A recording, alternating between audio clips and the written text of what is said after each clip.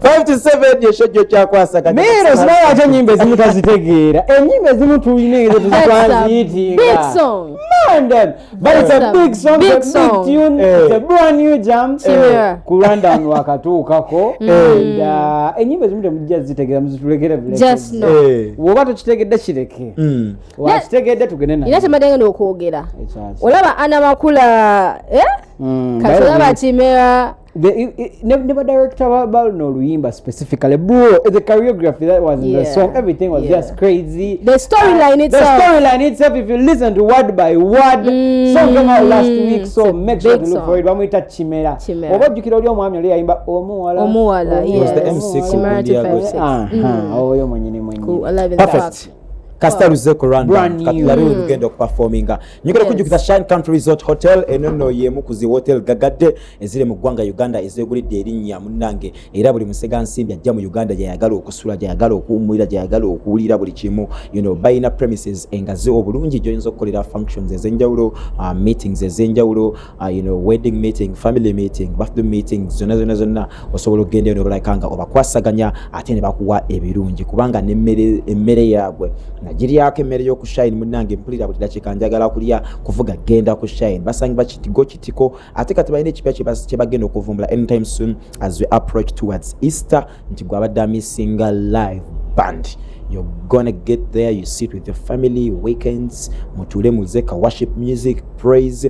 I think our Christo si wansi. So Shine Country Resort Hotel, hit them when you can, anytime. It won't be a disappointment. Alright. Homes and Schools, bebalangira bafe Kingdom Media bomwaka guno era bagamba omuzadde nti omwana mutwale mu masomero gaabwe agenjawulo balina essomero ekyebando mu Risa Zone balina ekamo kya ku Mawanda Road balina ne gayaza ku luguudo lw'Ebugema gwagala okumanya ebisingawo bakubire ku 0414532567 ate bakujjukiza nti with Homes and Schools education has no money value. Naye ate abantu b'Emakindye okuva nga 22 mpaka nga 29th this very month tugenda beera nammwe Christianity of Focus Center wamu ne Makindye Pastors Fellowship bataddewo kye bayita the Lord's Visitation Crusade and Conference 2026 courtesy of Bishop David Chiganda and of course Mami Cindy Chiganda. Abantu b'Emakindye tusuubira okubalaba okuva ennaku z'omwezi nga 22 mpaka nga 29 awe salama ku Rasa Stage Kazinga Kuyunwa Grounds. Okay, it will be starting this very Sunday. Oh, yes. Kakati munange eno nyine ensonga esombodde abawanvu n'abampi era nga muno mulimu tenge mumanyo yo tenge yachasiza okubeera serebo mu gwanga Uganda ayina following if I'm not mistaken ayina following ey'amaanyi kati no munange yagudde ku Bishop Chiganda mugaba babadde bayisanganya Bishop Chiganda ali wagenda okubeera crusade nga siye tenge nagamba nga ninga nga kumanyire siye Bishop Chiganda kankunga abantu soko tuwetenge bana Uganda basoke bamwewulirireko ngaakunga abantu tenge yakunza abantu mu lukungana gagadde olugendo okutandika ku Sunday no wali ku Unra Grounds abantu bessalama awo mwe mulidde empanga tenge mudaba muganye Uganda era abagala okulaba bajje Uganda rango tenge Bishop Chiganda waise monna na Uganda atumalanga meka tumalanga bimu ndasa tubayise abataka mudaba muganye Uganda era abagala okulaba bajje kusanga live Okay, that's thing. This very Sunday, chigenda kutokutanga sekisani. Tugenda kuba ne conference emisana awo, then sawa 10 paka sawa BDM awo tuyingire mu crusade. Josente rawe namba za feza amasimu bana Uganda batukubire batubuzeko twabarekedde omulama tuwebuza what does success mean in gospel music? Oh, yes. Success kitegeeza kimu gospel music. Federate tugenda gwogerako nyobo oli awo tunagupostponing olunako lwencha olwakadde nenga twagala okuwulizanya mu kitegeera mutya obuwanguzi kitegeeza mu gospel music oba mu gospel industry waliwo agamba nti nze wenkola akayimba nekakwata ku mitima gy'abaana b'abantu olwedde mba mpangudde niwabeerawo agamba nti nze wennyimba ne sitagula mmotoka mbasi wangudde niwabeerawo agamba nze wennyimba ne batanfuuwa newankubadde abantu musambagadde ne mukomwako nze sikitwala nga kuwangula so we need to know how to understand nze wennyimba ne watabeera waalokoka awo mbasi wangudde nga yo obuwanguzi bwe kuyimba naafuna abantu abakolaki abalokoka that is their success at the middle chimwesanyu alaba wangudde yes ono mnagamba omanyi is my success is when I hit 1 million views or followers on TikTok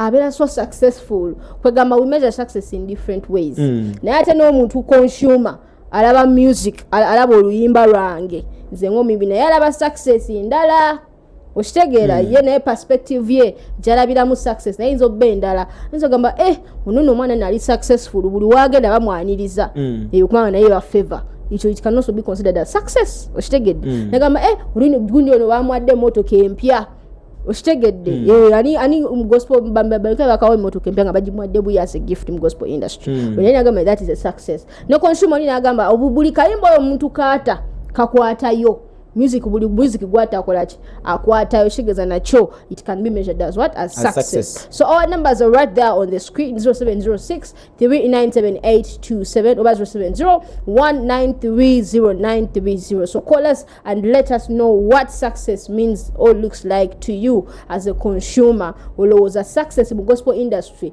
chechi chifanana chicha paint for us a picture. Tujja kwata namba tujja kwata amasimu doza 2 oba 3 tugenda kwata amasimu mangi tulabike nga tuwulizanya ekintu kyamwe ate ndowooza bw'obanga oli muyimbi kyandikoze nnyo amakulu nga omuyimbi yakubye essimu nga muyimbi wa gospel oyinza okuba nga oli worshipper nga toli bana aba mainstream aba penetrating edda naye nga gweoyimbira mu kanisa oli worship team leader oba oyimbira mu backup nga gwolina ekikuwa essanyu ky'odetermininga okubeera success nawe ko besimu otubuulire oyinza okubanga oli fan gwe nga oyina ndaba gyobera bagamba anzo omuyimbi wange ndaba nga talina mu kamotoka ndaba nga akyali omunaku ndaba nga omuyimbi wange tanna wasa atenge nyiba zayimba zinyiga emitima katonda abanga atannamukolera nawe kuba olabike nga otubuulira ekintu kirabike nga kitambula akantu ka Damascus sanga kendabye ku social media yabadde alaga agenda kuwasa oba is already successful oba the wedding pre-shoot oba the wedding pre-shoot because me when I read the caption down yatulaze nti erabika embaga esembe nange nayo caption but tetunaba kutegeera bulungi leka tumusabire omukisa gwa Mukama engeri yakuba yalina hit etambula e Kampala akayimba ke kana ka munange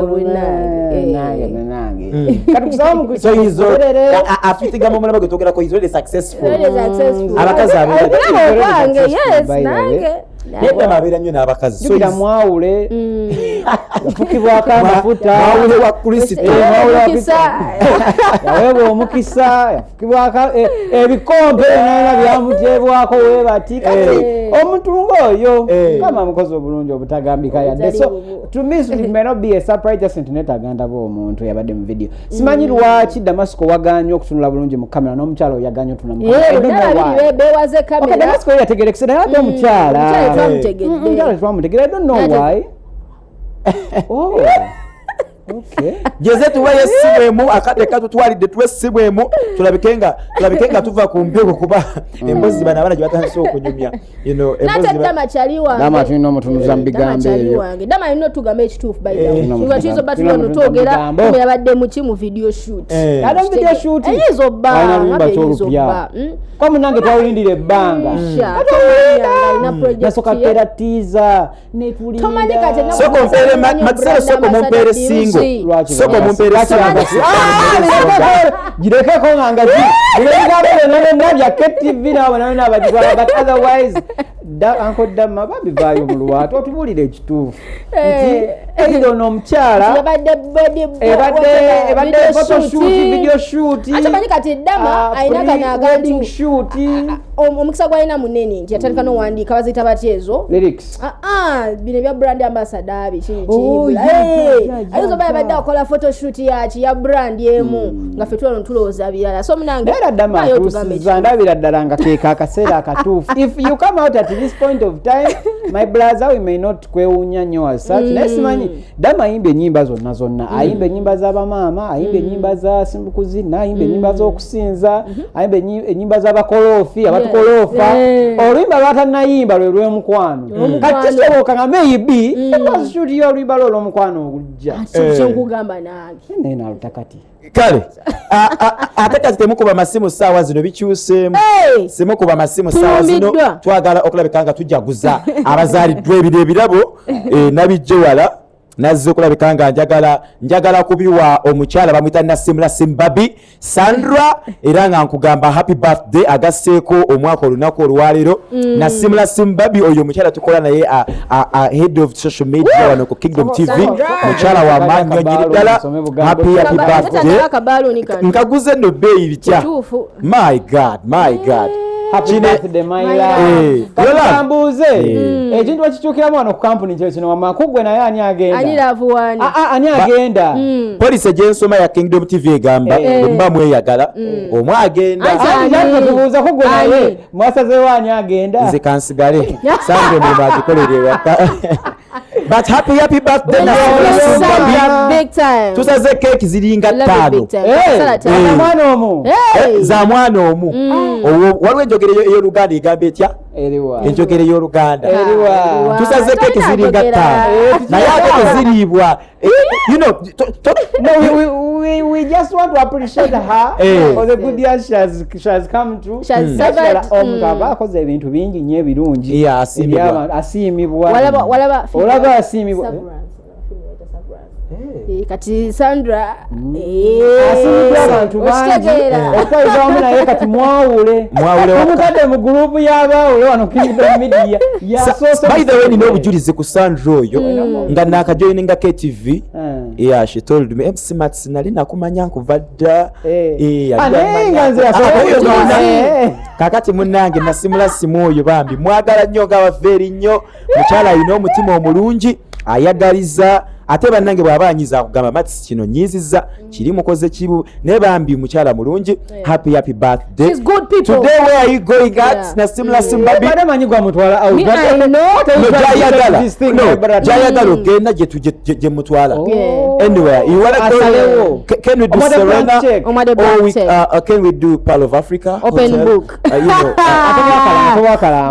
but for the good people I know Sandra is good people. Sandra is very good positive vibes on positive vibes kati ate waliwo antumye nagamba Matsi bw'okwata omuzindaalo omukyala oyo omulungi munjagalize ngomyawo ngezaamu wano eno Sandra waliwo omwami bamuyita Jeje Twist baddest producer around town oyo n'omusajja ennaku zino TikTok baaba wa tabu era ngambye Matsi Nasimula Simbabi munjagalize amazaalibwa amalungi era agambye muli ba mukago mama Judy amutumiddeko naye agambye muli ba mukago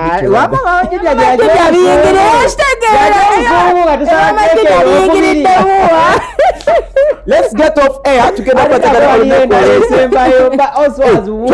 birthday